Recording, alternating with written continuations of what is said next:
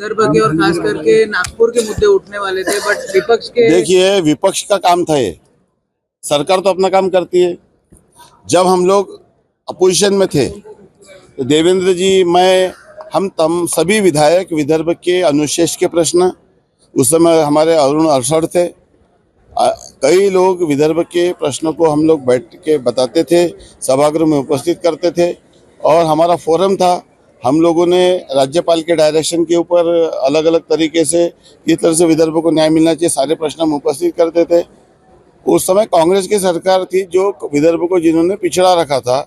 अलग अलग इंडिकेटर समिति थी, जो भी कमेटियां बनी थी जिन्होंने विदर्भ का अनुशेष निकाला था, वो सारा अनुशेष के लिए लड़ाई हमने लड़ी थी।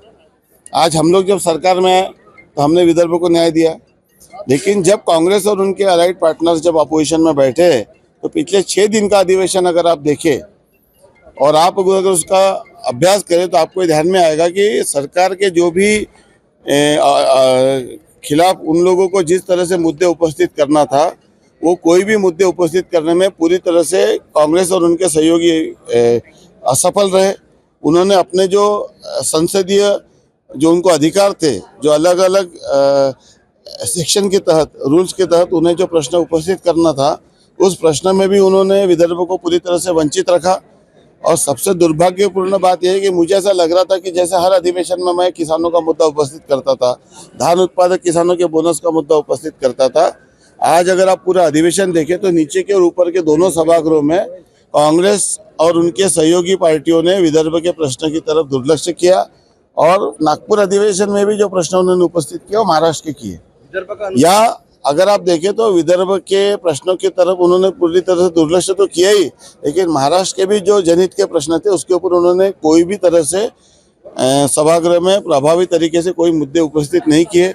लेकिन सरकार संवेदनशील है और सरकार भले ही विरोधी पार्टी अपने कर्तव्य का पालन ईमानदारी से नहीं कर पा रहा, वो कमकुवत हो गया है, वो दुबला हो गया, उनका आपस में समन्वय नहीं है, उनका कोऑर्डिनेशन आपस में नहीं है, वो सरकार के खिलाफ किस तरह से लड़ना इसका उनके पास में कोई प्लान नहीं है। लेकिन इसका मतलब सरकार ने जनता को या किसानों को की तरफ पीठ फेर लिया, ऐसा नहीं होता। हम लोग खुद यहाँ के जनप्रतिनिधि है, हमारी पार्टी के जो विधायक है वो अलग अलग प्रश्न लोगों के लेके आ रहे हैं और हम लोग एक संवेदनशील शासन के तहत उन तमाम प्रश्नों के ऊपर योग्य निर्णय हम कर रहे हैं और जनता को न्याय देने का हम प्रयास कर रहे हैं और वो हम देंगे, ऐसा मैं आपको कहना चाहूँगा।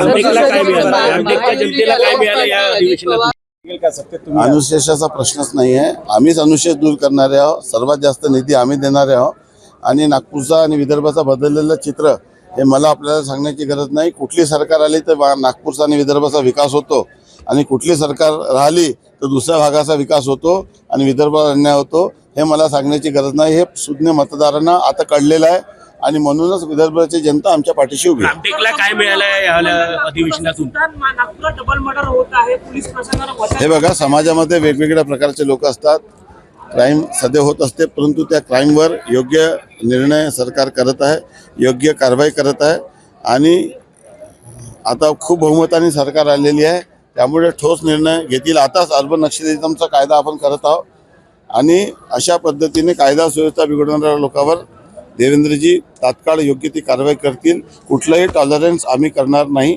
चुकीच्या पद्धतीने महाराष्ट्रात कायद्याचं राज्य राहील आणि कायदा सुव्यवस्थेचा भंग करणाऱ्या लोकांवर कठोर कारवाई। Welcome to Ambika Greens, a new way of life. Lavish comforts, timeless elegance. Ambika Greens by Time Must Properties. The first premium project on Umraid Road offering quality development at an affordable price. Experience happiness, luxury, and peace in Nagpur's most promising location. Well connected to prominent residents and city highlights. A harmonious blend of nature and modern living for your family. Thoughtful amenities designed for a blissful, progressive lifestyle. Concrete internal roads, children's play area, and more, everything you need for a comfortable life. Reimagine life with Time Must Properties. Your dream home awaits at Ambika Greens, Umraid Road.